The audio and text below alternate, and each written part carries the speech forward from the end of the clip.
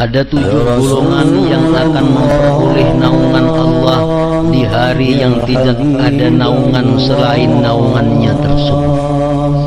Di waktu padang mahsyar, matahari yang sangat panas, tidak ada pepohonan, tidak ada tempat bernaung, yang ada hanya naungan Allah. Siapa-siapa yang bisa bernaung di naungan Allah itu, Rasulullah mengatakan dalam satu kesempatan, beliau mengatakan ada 7 golongan yang akan memperoleh naungan di hari yang tidak ada naungan selain naungannya tersebut.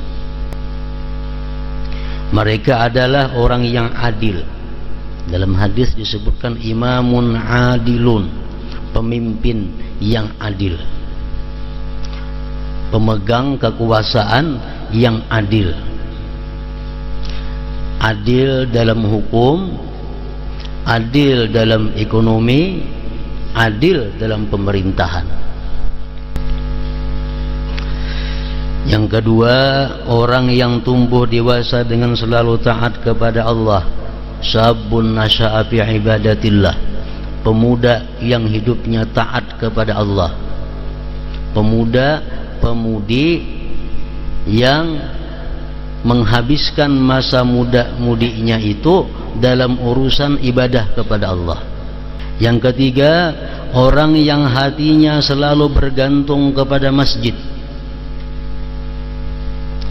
Oleh para ulama mensyarahkan ini hadis, orang yang hatinya bergantung di masjid itu adalah salah satunya orang yang selalu sembahyang berjamaah. Kenapa sebabnya? Karena orang yang selalu sembahyang berjamaah itu hatinya bergantung di masjid.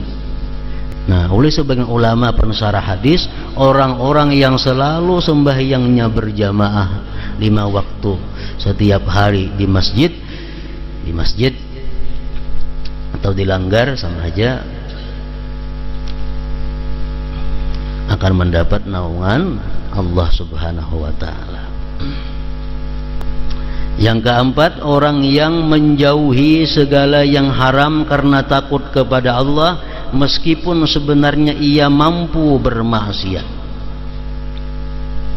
Peluang untuk maksiat itu ada.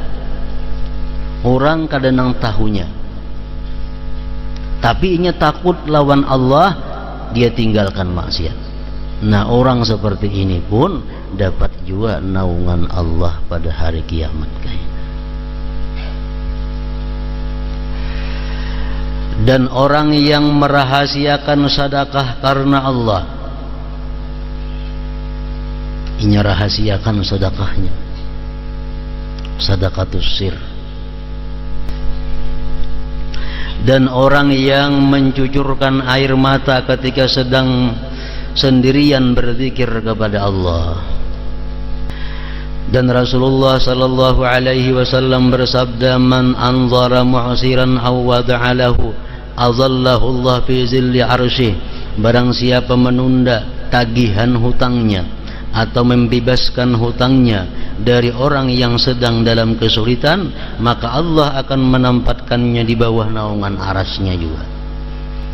Ini dalam kesempatan tadi Rasulullah menyebutkan 7 yang dapat naungan. Tapi dalam kesempatan lain beliau ada lagi menambah, orang yang menunda menagih hutang atau memberiakannya, itu pun dapat naungan juga. Banyak Rasulullah dalam kesempatan-kesempatan lain menyebutkan orang-orang yang dapat naungan Allah itu. Antara lain beliau juga menyebutkan yang dapat naungan Allah itu adalah tajirun shadikun fil af'al wal aqwal, pedagang yang jujur pada perkataan dan perbuatannya. Pedagang yang jujur, baik kata-katanya waktu jual beli itu atau tingkah lakunya jujur, itu pun dapat naungan Allah. Rasulullah dalam kesempatan lain lagi menyebutkan orang yang dapat naungan Allah di hari mahsyar itu adalah kafilu yatim, orang yang memelihara anak yatim. Memelihara anak yatim.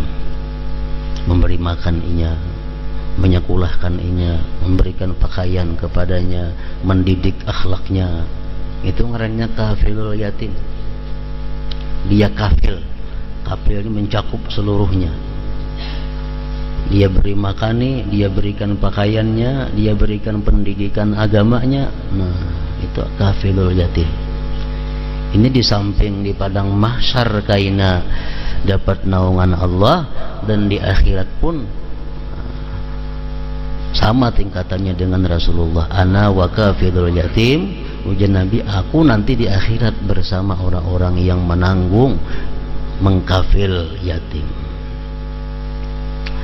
Termasuk lagi orang yang dapat naungan Allah pada hari mahsyar, muraqibul awqat, awqatis salah, orang yang mengintai waktu sembahyang.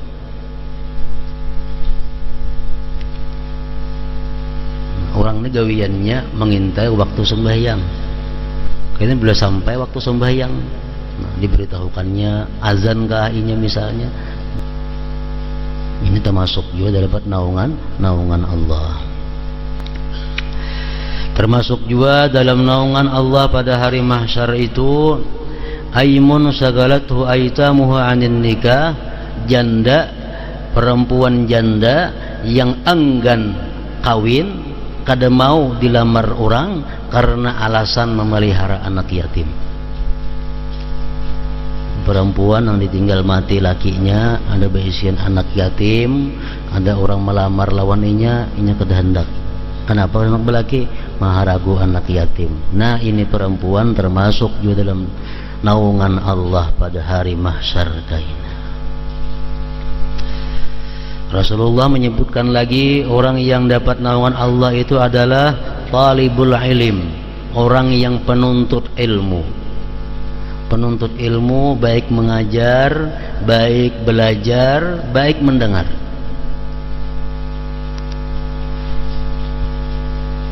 Kun aliman, jadilah engkau orang alim, ya Rasulullah. Mengkada kawa au muta'alliman, orang nang belajar. Bekitab ni belajar ngarannya. Kada bekitab au mustami'an, mendengar barang aja atau mendengar aja. Pala takun rabi'ah, jangan jadi orang keempat. Mengajar kada, belajar kada, mendengar kada. Nah, itu nomor 4. Fatahlik, maka engkau binasa. Ya Habib Allah, Ya Rasulullah.